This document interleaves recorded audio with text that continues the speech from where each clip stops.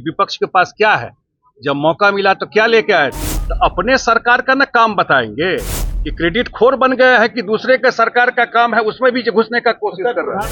अगला 5 साल मुख्यमंत्री जी ने कहा है बिहार में उद्योग और इन्वेस्टमेंट का जाल बिछ जाएगा। विपक्ष क्रेडिट चोर हो गई है, ऐसा कहना है जदयू कोटे से राज्यसभा सांसद संजय झा का। सीधे तौर पर विपक्ष पर हमलावर होते नजर आए हैं। कारण कुछ यूं है कि जो भी परियोजना लेकर सत्ता पक्ष आती है तो विपक्ष क्रेडिट लेने के होड़ में जुट जाती है।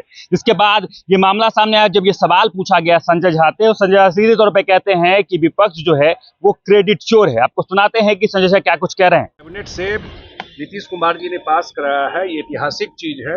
पहले भी उन्होंने कहा था 10 लाख नौकरी 10 लाख रोजगार, तो 12 लाख लोगों को नौकरी और 38 लाख लोगों को रोजगार मिला।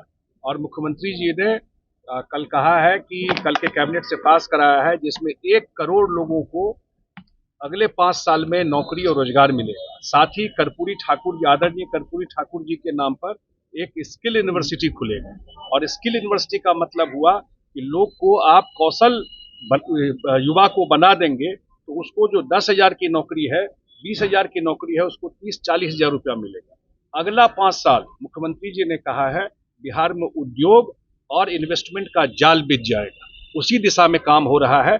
इसका वजह भी है कि डबल इंजन की सरकार है। आदरणीय प्रधानमंत्री नरेंद्र मोदी जी का सहयोग है और यहाँ पर नीतीश कुमार जी के द्वारा काम किया। सर, मिथिला वासियों को क्या कहेंगे? मेरे ख्याल से मिथिला के लिए पिछले 50 साल में सबसे बड़ा काम जो हुआ है वो कल हुआ है। मिथिला के लोग बाढ़ में डूबते थे, ये तो नीतीश कुमार जी आए तो राहत देना शुरू किए, बहुत तरह से बाढ़ के प्रकोप को कम करने का प्रयास किए। और कल जो पश्चिमी कोसी नहर योजना करीब 8,000 करोड़ से ज्यादा का योजना है, इसमें मिथिला एरिया में खास करके मधुबनी दरभंगा में ये इंटीग्रेटेड वाटर मैनेजमेंट, मुझे मुख्यमंत्री जी ने जल संसाधन मंत्री बनाया था, उस समय से इस प्रोजेक्ट पे काम हो रहा है।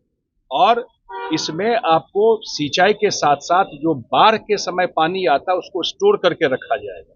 इसके साथ साथ पूरे करीब 400 किलोमीटर का एक साइड रोड बन जाएगा खेत में। अब किसी भी प्लॉट पर आप जा करके पहुंच सकते हैं। 365 दिन आपको 24 घंटे पानी मिलेगा सिंचाई के लिए। जैसे हरियाणा पंजाब में खेती होती है, ऐसे ही अब मिथिला में अगले 3 साल में खेती होगी। और मिथिला से जो पलायन की समस्या है, मेजर पलायन का समस्या इससे निदान होगा, बाढ़ की समस्या का निदान होगा। मेरे ख्याल से ऐतिहासिक चीज हुआ है बिहार के लिए, खासकर मिथिला के लोगों को। जितनी योजना आप ला रहे हैं सारा क्रेडिट विपक्ष ले जा रहे हैं, कह रहे हैं आगे कि हम चल रहे हैं।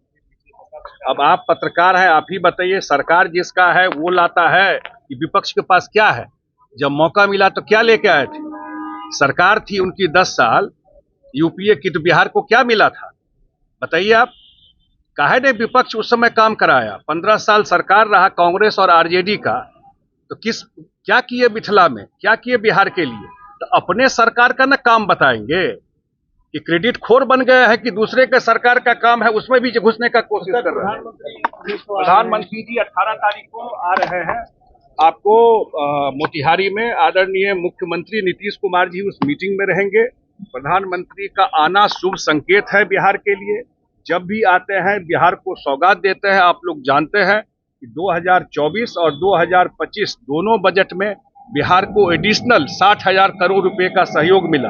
और उनके आने से भी बहुत सारा काम जमीन पे, बहुत सारा योजना का शिलान्यास उद्घाटन होता है और पूरा बिहार प्रधानमंत्री जी का स्वागत कर रहा है जो आ रहे हैं 18 तारीख। वो सीधे तौर पे विपक्ष पर टारगेट करते हुए नजर आए। उनका कहना था कि अगर क्रेडिट देने का इतना ही आदत है तो 15 साल में बहुत कुछ कर देते। 15 साल में विपक्ष ने कुछ नहीं किया। बाकी वो कोसी परियोजना को लेकर भी बात करते हैं। कोसी परियोजना से मिथिला के क्षेत्र में विकास होगा, इस बातों को सामने रखते हैं। और वो कहते हैं कि पंजाब और हरियाणा के तर्ज पर अब बिहार में भी खेती की जाएगी, यानी मिथिला के क्षेत्र में पंजाब और हरियाणा के तर्ज पे खेती होगी। साथ ही सीएम नीतीश कुमार का जो ट्वीट आया है 1 करोड़ रोजगार को लेकर, उस पर भी अपनी वो बातें रखते हैं। बाकी सीधे तौर पे टारगेट करते हुए नजर आते हैं विपक्ष पर, और विपक्ष पर हमलावर होते हुए नजर आते हैं और विपक्ष को सीधे तौर पे क्रेडिट चोर कह देते हैं। बाकी इन तमाम मामलों को लेकर आपका क्या कुछ कहना है, कमेंट बॉक्स में जरूर लिखें और देखते रहें सच टॉक।